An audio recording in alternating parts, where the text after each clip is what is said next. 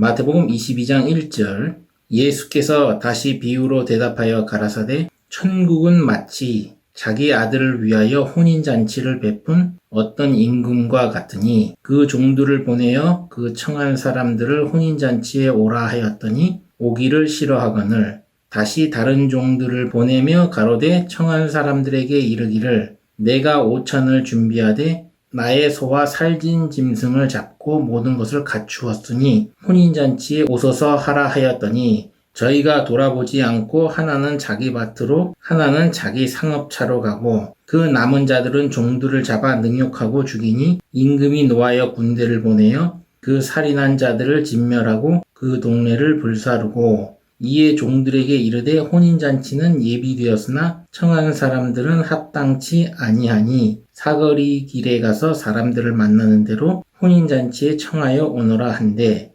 종들이 길에 나가 악한 자나 선한 자나 만나는 대로 모두 데려오니 혼인자리에 손이 가득한지라.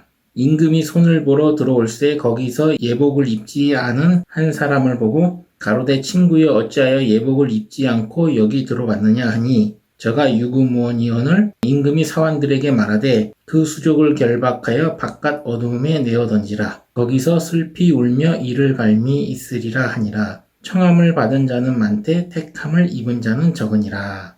이 비유에서 처음에 청한 자들은 오지 않았죠. 청했는데 오지 않은 자들은 택함을 받은 이스라엘 백성들이에요. 아브라함에게 여호와 하나님이 주신 약속, 아브라함의 하나님, 이삭의 하나님, 야곱의 하나님으로 일컫는 택함을 받은 이 이스라엘 민족이 예수 그리스도 하나님의 아들이 오심을 하나님의 계획, 구속 섭리를 깨닫지 못함으로 받아들이지 않았지요.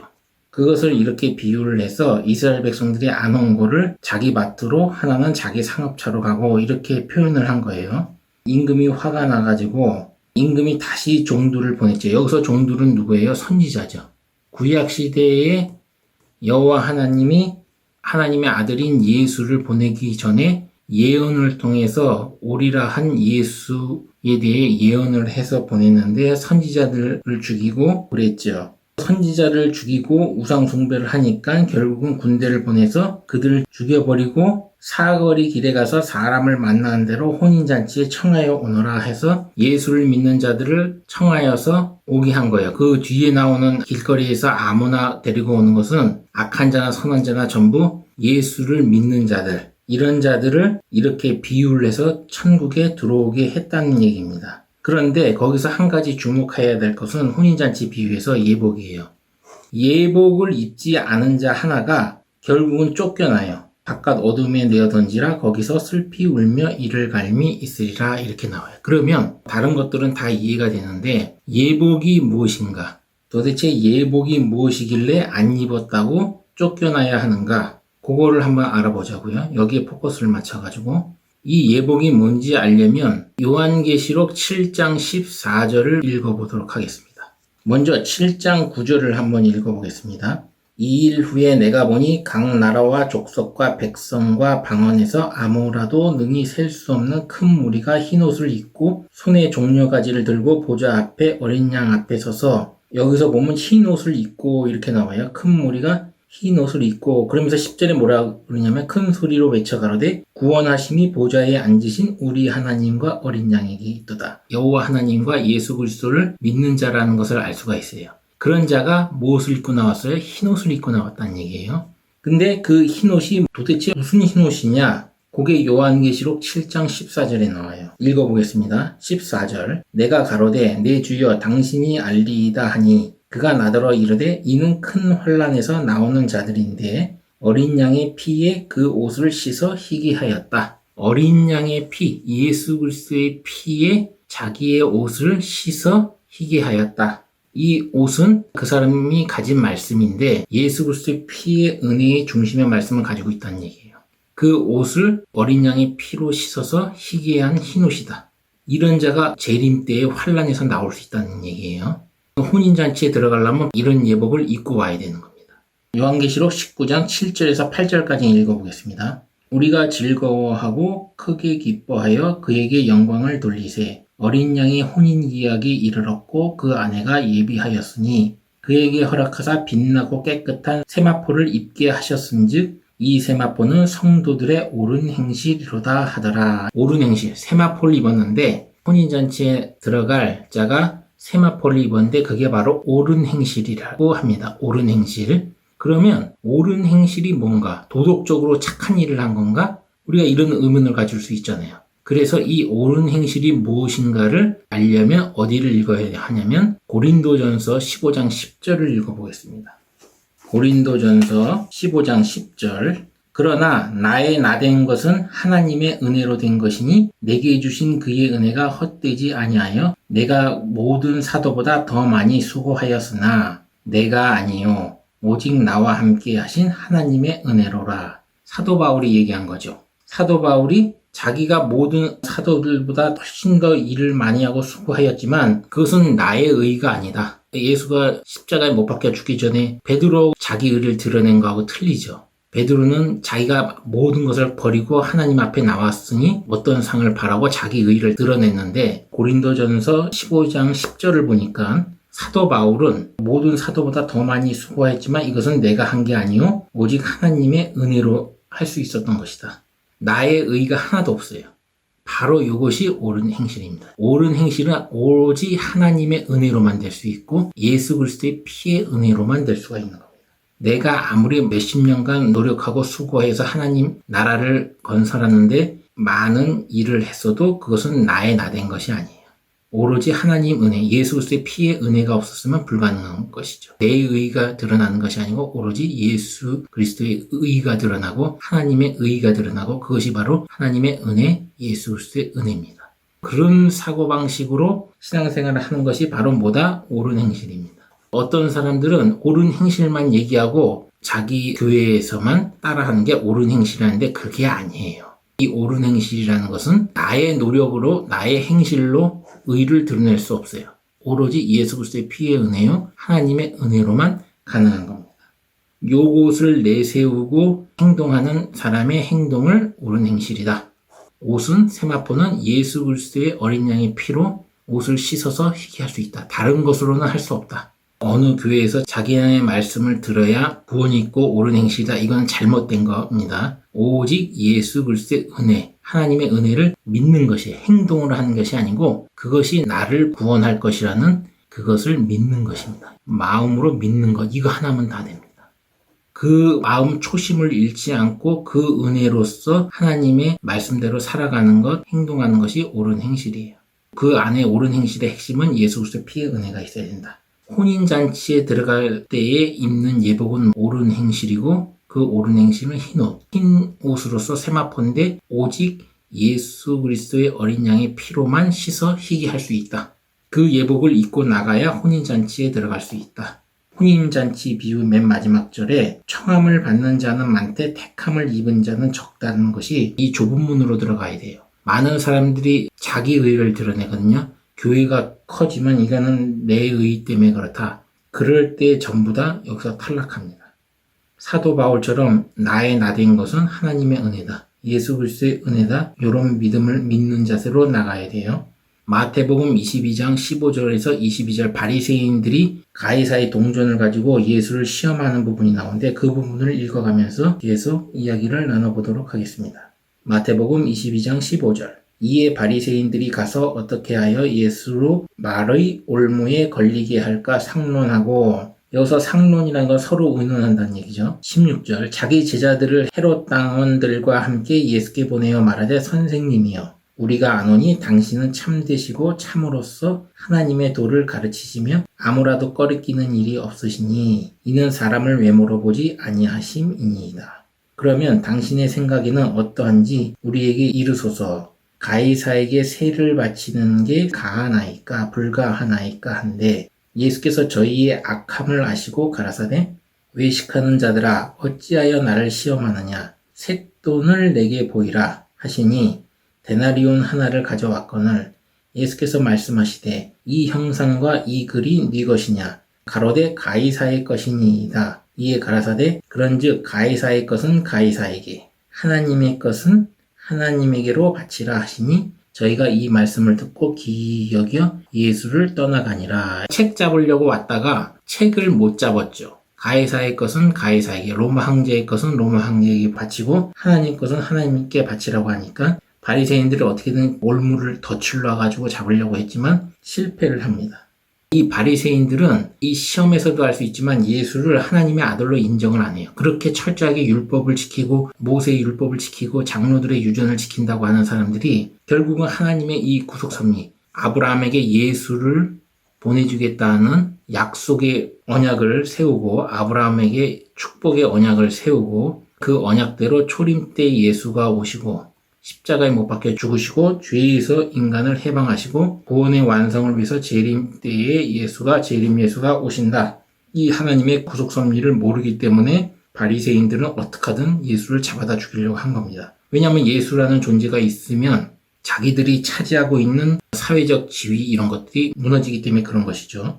마태복음 22장 23절에서 33절까지는 사두개인과 예수의 부활 논쟁이 있는데 이 부분을 읽고 이야기를 계속 나눠보도록 하겠습니다. 마태복음 22장 23절 부활이 없다 하는 사두개인들이 그 날에 예수께 와서 물어 가로되 선생님이여 모세가 일렀으되 사람이 만일 자식 없이 죽으면 그 동생이 아내에게 장가들어 형을 위하여 후사를 세울지니라 하였나이다. 우리 중에 7형제가 있었는데 맏이 장가들었다가 죽어 후사가 없으므로 그의 아내를 그 동생에게 끼쳐두고 그 둘째와 셋째도 7째까지 그렇게 하다가 최후에 그 여자도 죽었나이다. 그런즉 저희가 다 그를 취하였으니 부활 때에 7 중에 네 아내가 되리이까. 예수께서 대답하여 가라사대 너희가 성경도 하나님의 능력도 알지 못하는 거로 오해하였도다. 부활 때에는 장가도 아니가고 시집도 아니가고 하늘에 있는 천사와 같으니라. 죽은 자의 부활을 의논할진대 하나님이 너에게 말씀하신 바 나는 아브라함의 하나님이요 이삭의 하나님이요 야곱의 하나님이로라 하신 것을 읽어보지 못하였느냐. 하나님은 죽은 자의 하나님이 아니요 산 자의 하나님이시니라 하시니 무리가 듣고 그의 가르침에 놀라더라. 그러니까 사두개인들은 애시당초 처음부터 부활을 믿지 않아요. 사두개 후예라고 그랬죠.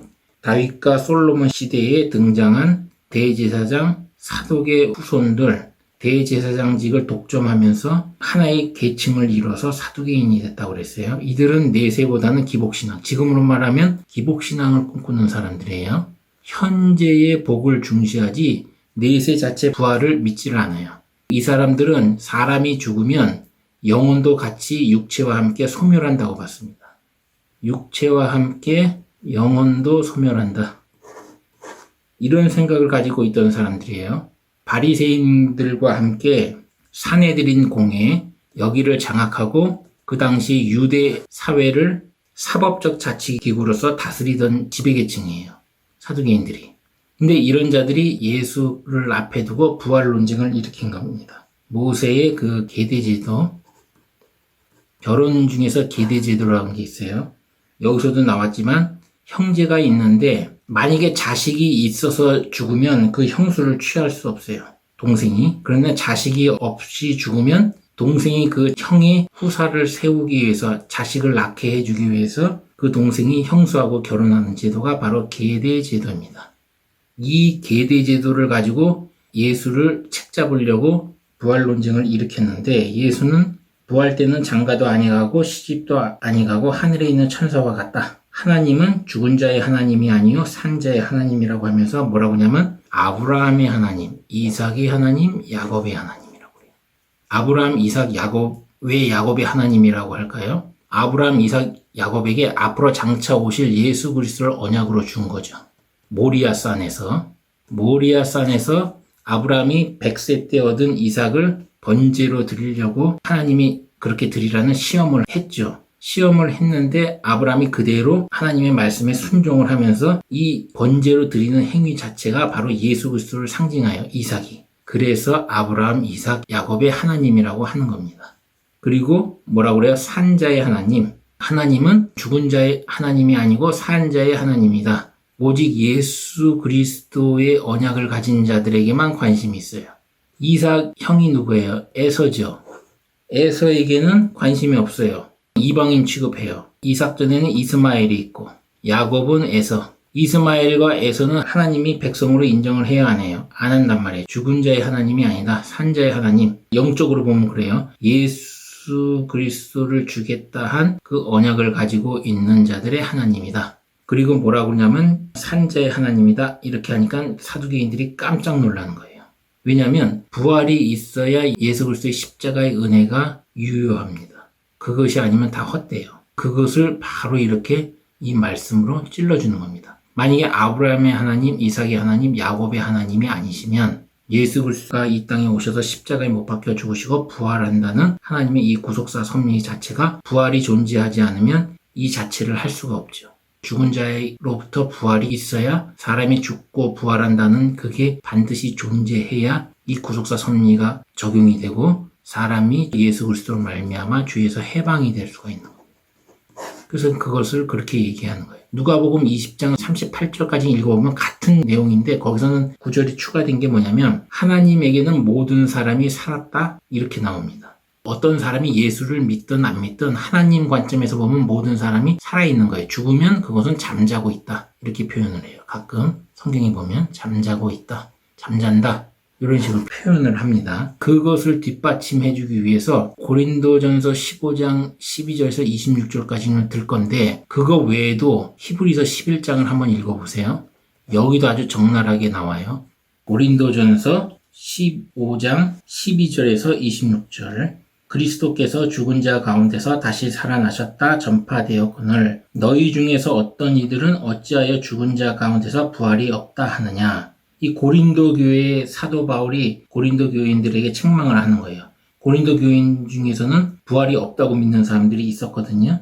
13절 만일 죽은 자의 부활이 없으면 그리스도도 다시 살지 못하셨으리라. 아까 제가 말한 대로 나오죠. 그대로 사도 바울이 죽은 자의 부활이 없다면 그리스도도 십자가에 못 박혀 죽고 살아나지 못했을 것이다. 14절 그리스도께서 만일 다시 살지 못하셨으면 우리의 전파하는 것도 복음 전파하는 것도 헛것이요 또 너희 믿음도 헛것이며 또 우리가 하나님의 거짓 증인으로 발견되리니 우리가 하나님이 그리스도를 다시 살리셨다고 증거하였음이라. 만일 죽은 자가 다시 사는 것이 없으면 하나님이 그리스도를 다시 살리시지 아니하셨으리라. 16절 만일 죽은 자가 다시 사는 것이 없으면 그리스도도 다시 사신 것이 없었을 터이요. 그리스도께서 다시 사신 것이 없으면 너희의 믿음도 헛되고 너희가 여전히 죄 가운데 있을 것이요. 죄 가운데 있다고 아까도 얘기했죠. 사도 바울 얘기하죠. 18절 또한 그리스도 안에서 잠자는 자도 망하였으리니 여기도 보세요. 죽었다고 표현하지 않고 잠자고 있다고 얘기해요. 그리스도 안에서. 19절 만일 그리스도 안에서 우리의 바라는 것이 다만 이 생뿐이면 이 살아가는 현실 이것만 존재한다면 그런 뜻이죠. 모든 사람 가운데 우리가 더욱 불쌍한 자리라. 남들은 다 편하게 놀고 먹고 하는데 이걸 위해서 목숨을 바치니까 얼마나 불쌍한 자예요.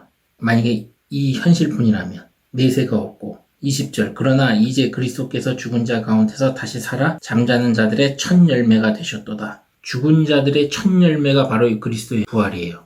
그래서 이 부활의 순서는 죽은 자의 부활의 순서는 첫 번째로 예수 그리스도가 십자가에 못 박혀 죽으시고 부활한 게 그 첫 번째 열매입니다. 그래서 여기서 첫 열매라고 사도 바울이 얘기하는 겁니다. 21절 사망이 사람으로 말미암았으니 아담이 범죄함으로 사망이 왔죠. 그래서 사망이 사람으로 말미암았으니 죽은 자의 부활도 사람으로 말미암는도다. 두 번째 아담 누구예요? 예수 그리스도. 예수 그리스도도 사람의 육체를 띠고 왔죠. 그래서 두 번째 사람으로 부활을 한다. 22절 아담 안에서 모든 사람이 죽은 것 같이 그리스도 안에서 모든 사람이 삶을 얻으리라. 예수를 왜 우리가 믿어요? 부활을 믿기 때문에 믿는 겁니다. 영생을 내세에 얻을 거라는 것을 믿는 것이죠. 23절 그러나 각각 자기 차례대로 되리니 이제 부활의 순서를 얘기해 주는 거예요. 먼저는 첫 열매인 그리스도요. 그리스도의 부활. 두 번째는 그리스도 강림 때 재림 때에 그에게 붙은 자요. 재림 때 예수에게 붙은 자가 두 번째 부활합니다. 세 번째, 그 후에는 나중이니 저가 모든 정사와 모든 권세와 능력을 멸하시고 나라를 아버지께 바칠 때라. 모든 것을 멸하고 성소정결. 지난 시간에 얘기했죠. 성소정결해야 할 때, 성소를 깨끗해 할 그때에 나중에 나머지 된 자들, 불신자나 믿는 자나 나머지들이 부활한다 이거예요. 25절 저가 모든 원수를 그 발 아래 둘 때까지 불갑을 왕노로 타시리니, 모든 원수를 그 발 아래 둔다는 얘기는 많이 나와요. 예수가 재림할 때 원수가 발 아래에 있다. 이 얘기는 사단의 권세가 땅에 떨어진다는 얘기예요. 완전히 땅에 떨어질 때에 재림한다는 얘기예요. 참고 기다렸다가. 그러니까 아직 재림 안 한 거 보니까 사단의 권세는 아직 땅에 완전히 떨어진 게 아니라는 얘기입니다. 원수 발 아래에 둘 때까지 예수는 보좌 우편에 앉아 계시죠. 원수가 그 발 아래에 떨어지면, 그들의 모든 권세가 다 땅에 떨어지면, 더 이상 떨어질 곳이 없으면 예수가 재림하겠다는 얘기예요. 26절 맨 나중에 멸망받을 원수는 사망입니다. 사망조차도 멸망을 시켜버린다는 얘기죠. 그러니까 영원한 부활이 있는 거예요. 사망도 멸망시킨다. 이 고린도전서 15장 12절에서 26절 보면, 첫째, 그리스도의 부활이 첫 번째 첫 열매로 일어나고, 두 번째, 재림 때에 예수에게 붙은 자들이 두 번째 부활한다. 이것이 바로 요한계시록에 나오는 첫째 부활이에요. 그래서 왕노릇하죠. 그리스도와 함께. 그 다음에 나머지는 나중에 된 자, 부활. 이때가 둘째 사망에 대한 언급이 나와요. 요한계시록 20장 4절에서 15절, 그 부분 뒷받침되는 구절을 한 번 더 읽어보겠습니다. 요한계시록 20장 4절 또 내가 보자들을 보니 거기 앉은 자들이 있어 심판하는 권세를 받았더라. 또 내가 보니 예수의 증거와 하나님의 말씀을 인하여 목배임을 받은 자의 영혼들과 또 짐승과 그의 우상에게 경배하지도 아니하고 이마와 손에 그의 표를 받지도 아니한 자들이 살아서 그리스도와 더불어 1000년 동안 왕노릇하리니 그 나머지 죽은 자들은 그 1000년이 차기까지 살지 못하더라. 이는 첫째 부활이라. 예수서 재림 때 예수에게 붙은 자들이 첫 번째 부활이 일어나는데, 그 첫 번째 부활하는 자의 자격 조건이 뭐냐? 예수가 십자가에 못 박혀 죽으시고 부활하셨다는 그 증거의 말씀과 하나님의 말씀을 인하여 목배임을 받은 자의 영혼, 이 사람들이 부활한다는 거고, 그리고 그렇게 목배임을 받지 아니하였어도 이마와 손에 그의 표를 받지 아니한 자들, 이런 자들이 살아서 그리스도와 더불어 1000년 동안 왕노릇한다고 그러죠. 하나님을 믿는 자들 중에서 짐승에게 표를 받는 자들이 있다는 거예요. 그리고 많은 성경학자들이 그것을 다니엘서를 기반으로 연구를 했더니 지금 많은 분들이 카톨릭이다. 카톨릭인데 적그리스도가 누군지는 아직 몰라요. 재림 때가 와야 적그리스도가 출현을 하게 되니까 아직은 누가 적그리스도인지 그것을 확정 지을 수는 없어요. 다만 성경학자들은 카톨릭이다. 왜냐하면 전 세계를 좌지우지할 수 있는 큰 교권과 권세를 가진 것이 로마 카톨릭 빼고는 현재까지는 없어요. 그리고 다니엘서에 나오는 그 부분이 사중구조로 예언이 되어 있는데, 그 예언을 풀면 로마 카톨릭이 나올 수밖에 없습니다. 태양신 바알, 바이블 스토리에서 태양신 바알이라는 동영상을 보시면 왜 카톨릭이 적그리스도로 될 수밖에 없는지, 바벨론 제국의 태양신 바알의 교리가 어떻게 로마 카톨릭이 형성되는 과정에서 교리로 굳어갔는지, 이것들을 자세히 알 수가 있어요. 그 부분을 그 영상을 보고 확인해 보시고, 어쨌든 간에 이렇게 첫째 부활에 참여하려면 이런 자들의 어떤 교리를 받지 아니해야 된다는 거예요. 목배임을 받지 아니하는 사람들 중에서는 철저하게 뭐예요? 중요한 거는 예수 그리스도의 십자가의 피의 은혜의 말씀의 중심 반석 위에 하나님 말씀을 이렇게 세우는 거예요. 이런 자들이 목배임을 받은 자와 함께 첫째 부활에 참여할 수 있어요. 요한계시록 20장 7절 1000년이 참에, 1000년 동안 이제 왕노릇했죠. 1000년이 참에 사단이 그 옥에서 놓여 나와서 땅의 사방, 백성, 곧 곡과 마곡을 미혹하고 모아 싸움을 붙이리니 그 수가 바다 모래 같으리라. 저희가 지면에 널리 퍼져 성도들의 진과 사랑하시는 성을 두루매 하늘에서 불이 내려와 저희를 소멸하고, 하나님을 섬기는 성도들, 이런 사람들을 불 끌어내려서 소멸해버린다는 얘기예요. 잠깐 놓였을 때. 또 저희를 미혹하는 마귀가 불과 유황 못에 던지우니 거기서 그 짐승과 거짓 선지자도 있어 세세토록 밤낮 괴로움을 받으리라. 10절에 보면 미혹하는 마귀가 불과 유황못에 던지워진다는 거예요. 마지막 최종적으로 이제 마귀가 심판받는 거죠. 불과 유황못에. 그리고 거기를 봤더니 그 짐승과 거짓 선지자도 있어서 세세토록 밤낮 괴로움을 같이 받고 있더라. 11절 또 내가 크고 흰 보좌와 그 위에 앉으신 자를 보니 땅과 하늘이 그 앞에 피하여 간데 없더라. 12절 또 내가 보니 죽은 자들이 물은대소하고 그 보좌 앞에 섰는데 책들이 펴있고 또 다른 책이 펴져 있으니 곧 생명책이라. 죽은 자들이 자기 행위를 따라 책들에 기록된 대로 심판받으니. 그 다음에 세 번째로 부활하는 자가 모든 자. 하나님을 믿든 안 믿든 나중된 자들이 전부 부활돼가지고 생명책에 기록된 대로 그 행위대로 심판을 받는다는 게 요한계시록 20장 12절에 나오는 거예요. 13절 바다가 그 가운데서 죽은 자들을 내어주고 또 사망과 음부도 그 가운데서 죽은 자들을 내어주매 각 사람이 자기 행위대로 심판을 받고 바다와 사망과 음부도 죽은 자를 내놓는다는 거예요. 모든 자들이 부활을 하는 거예요. 최종적으로는. 그래서 심판을 받고 14절 사망과 음부도 불못에 던지우니 이것은 둘째 사망 곧 불못이라. 둘째 사망이 불못이라는 거예요. 그 불못에 다 들어가는 거예요. 사단뿐만 아니라 거짓 선지자, 짐승, 그리고 최종적으로 사망과 음부도 그 불못에 던지운다는 얘기죠. 누구든지 생명책에 기록되지 못한 자는 불못에 던져버린다. 그러니까 부활의 순서를 알겠죠. 그래서 사두개인들에게 아브라함과 이삭의 야곱의 하나님으로서 산자의 하나님으로 예수 그리스도를 예표하는 자들만 택하신 이스라엘 백성들, 그 백성들의 하나님이다. 산자의 하나님이다. 죽은 자의 하나님이 아니다. 부활하면 천사와 같은 존재가 된다. 장가도 안 가고 시집도 안 가고 천사와 같은 존재가 된다고 쐐기를 박으면서 이 논쟁을 끝내요. 사두개인뿐만 아니라 그것을 듣고 있는 사람들이 모두 깜짝 놀래요. 너무 충격적이고 생소한 얘기들이 논리적으로 나오니까 놀랄 수밖에 없죠. 권세를 가지고. 마태복음 22장 34절에서 46절까지 바리새인과 논쟁이 있는데 율법을 가지고 논쟁을 하죠. 마태복음 22장 34절 예수께서 사두개인들로 대답할 수 없게 하셨다 함을 바리새인들이 듣고 모였는데 그 중에 한 율법사가 예수를 시험하여 묻되 율법을 굉장히 연구하는 사람이 있겠죠. 율법사면 선생님이여 율법 중에 어느 계명이 크니까 예수께서 가라사대 내 마음을 다하고 목숨을 다하고 뜻을 다하여 주 너희 하나님을 사랑하라 하셨으니 이것이 크고 첫째 되는 계명이요 둘째는 그와 같으니 내 이웃을 내 몸과 같이 사랑하라 하셨으니 이 두 계명이 온 율법과 선지자의 강령이니라. 이 벌써 율법사의 마음을 아시는 거죠. 바리새인들은 하나님의 말씀을 형식적이나마 목숨을 걸고 지키려고 노력했던 사람들이에요. 그러니까 벌써 첫째 계명으로 어떻게든 책 잡으려고 했는데 내 마음을 다하라. 근데 마음은 안 해. 바리새인들은 마음으로는 안 해. 형식적으로만 하고 목숨을 다하고 목숨은 걸어요. 일단 하나님 말씀을 안 지키면 죽으니까 뜻을 다하고 이 뜻은 다하지 않죠. 주 너희 하나님을 사랑하라 하셨으니 걸리는 게 많을 거예요.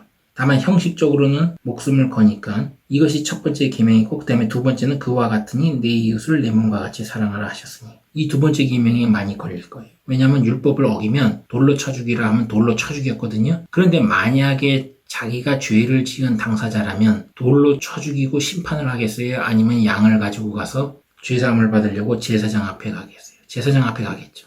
그러니까 다른 사람한테의 기준도 자기 자신에게 하는 기준대로 하라는 얘기예요.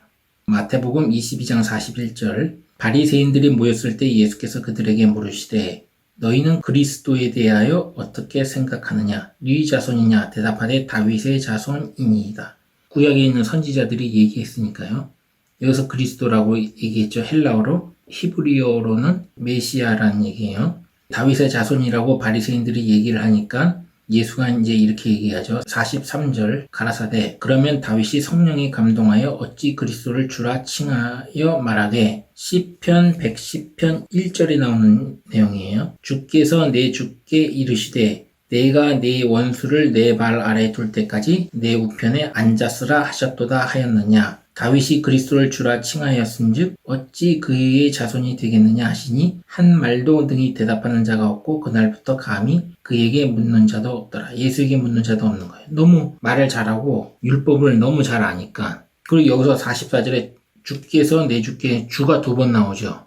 주가 두 번 나오는데 첫 번째 주는 여호와 하나님이에요. 영어로 이렇게 써 있어요. 로드 대문자로. 전에 한번 얘기했어요. 영어 성경에서 대문자로 로드라고 쓰면 그것은 여호와 하나님이다. 소문자로 이렇게 쓰면 로드, 첫 글자는 대문자로 쓰죠. 로드 이렇게 쓰면 이것은 예수 그리스도를 말한다. 이렇게 알면 돼요. 개역 한글판 성경책에서는 시편 110편 1절에 있는 구절에서는 처음을 주로 표현을 안 하고 여호와 하나님으로 해석을 해놨어요. 마태복음 22장에서는 천국 비유와 바리새인들의 시험, 그리고 사두개인들과 바리새인들과의 논쟁에 대해서 다루는 내용이에요. 전체적으로. 천국 비유에서 예복이 예수 그리스도의 십자가의 피의 은혜, 그 피의 옷을 씻어 희게 했다. 이 옷을 씻어 희게 했다는 것은 말씀 중심으로 예수 그리스도의 반석 위에 말씀을 세우는 거라고 그랬어요. 옷은 다른 말로 말씀을 뜻하기도 해요. 이 예복은 옳은 행실인데 계시록 19장 7절에서 8절에 나온 것처럼 옳은 행실인데 세마포. 이 옳은 행실은 고린도전서 15장 10절 보니까 사도 바울이 고백을 했어요. 자기가 모든 행동을 해도 그것은 나의 행실의가 아니고 오로지 하나님의 은혜다. 예수 그리스도의 피의 은혜로 말미암은 것이다. 이렇게 하나님의 의를 드러내요. 그것이 옳은 행실이다. 성경은 도덕적으로 보면 절대 하나님의 뜻이 하나님의 구속선미가 안 보인다고 그랬어요. 도덕적인 책이 아니고 철저하게 예수 그리스도 십자가의 피의 은혜의 중심으로 말씀을 바라보고 관찰하고 분석을 하고 읽어야 합니다. 이상입니다.